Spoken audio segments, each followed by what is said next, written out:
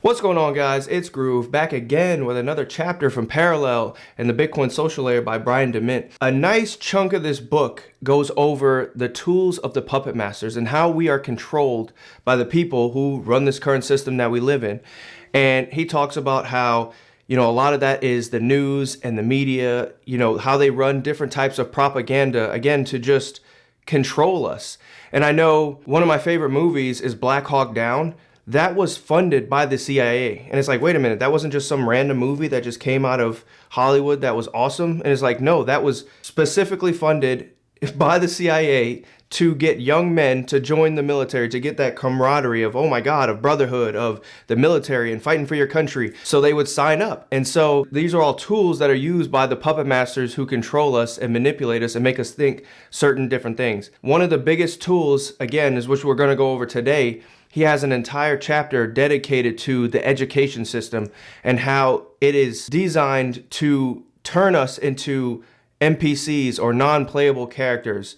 It is designed for us to not be free thinkers and not to have our own ideas and be great. They just want us to believe what they tell us and just roll with that programming. And it starts at a young age inside the entire school system. So we're going to go over a little bit of that today. So this current school system that we live under, or this education system, again, even till today, it was created by Frederick Williamson the First of Prussia in 1717. The whole idea around having a school or education system, it was to make people obedient to the state and to the military. That's the whole purpose. It just wants obedient citizens that will do whatever the state tells them to do. Almost 100 years after this initial education system was created, a German philosopher by the name of Jonah Fitch in 1807, again, it started in 1717 and now we're at 1807. He gave some lectures on this state-approved education system and what it was supposed to do. And the primary purpose was it was supposed to separate the pupil from the community. So take the kid away from the community, take him away, or take him or her away from the parents.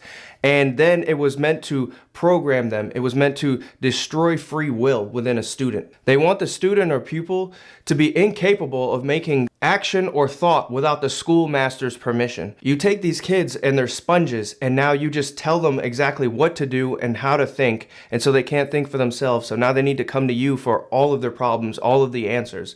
And you can kind of see it today, even in the workforce, after we've been drilled down in school our entire lives, and then we get into our job and it's, what task do you need for me to do next? Or, maybe somebody in your workplace may come up with a new idea. Hey, I think we should do this better. And then you always have that one person that's like, no, we just need to follow the rules. We need to stick to the structure. We don't need to do that. This is what they told us to do. They gave us an outline. We need to follow this. That is what this education system is. It was made to do. It was made to have somebody just follow the rules and don't move from that. Now we get into America. And so this system made its way from Prussia in 1717 to Germany in 1807 to the US in 1889. And then this whole system of state-funded education was paid for by John D. Rockefeller. And so now we are all under his education system, if you will. So in 1912, a man by the name of Frederick T. Gates, who was an advisor to John D. Rockefeller, he wrote an essay talking about this current education system and what it was meant to do. And he goes into this essay in the book and he says that, this current education system, it was not meant to make great thinkers or great artists or musicians.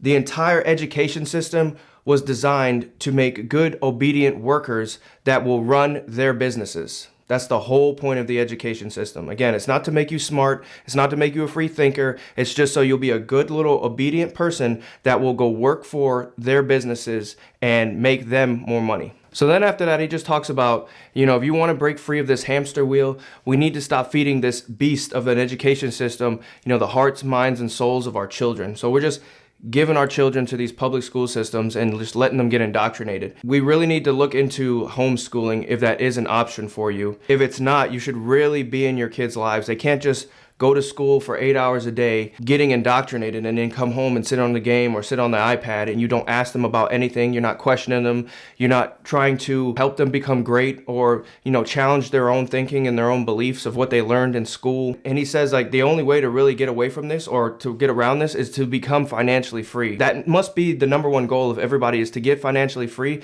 That way you can raise your kids and give them the understanding of how to be a free thinker, how to go after something other than just being an NPC in this world we live in. And that's pretty much it for the end of this chapter.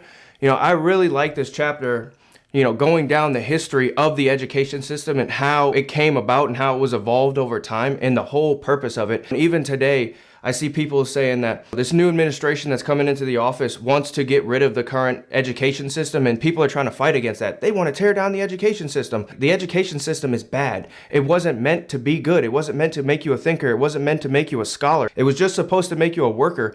And then it got even worse too. When George Bush issued his No Child Left Behind, we all thought that was great. Of course, we don't want any of our children left behind in the school system, but all that did was it just pushed kids through who weren't ready. Now you have a whole bunch of adults working in the world who aren't really, educated or smart, even at a basic level. That didn't do us any good. It doesn't do society any good, and it doesn't do the people who are in the system or going through schooling any good. And so it does need to be kind of torn down and revamped into something better, because our education levels are so low compared to the rest of the world, that something does need to change.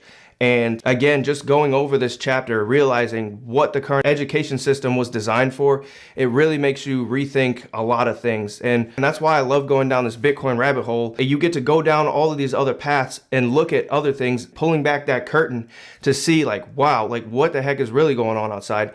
And so I really enjoyed that about this chapter. So that's pretty much it for this one. Go ahead and leave a like and subscribe if you haven't already, and I'll catch you guys on the next one. Peace.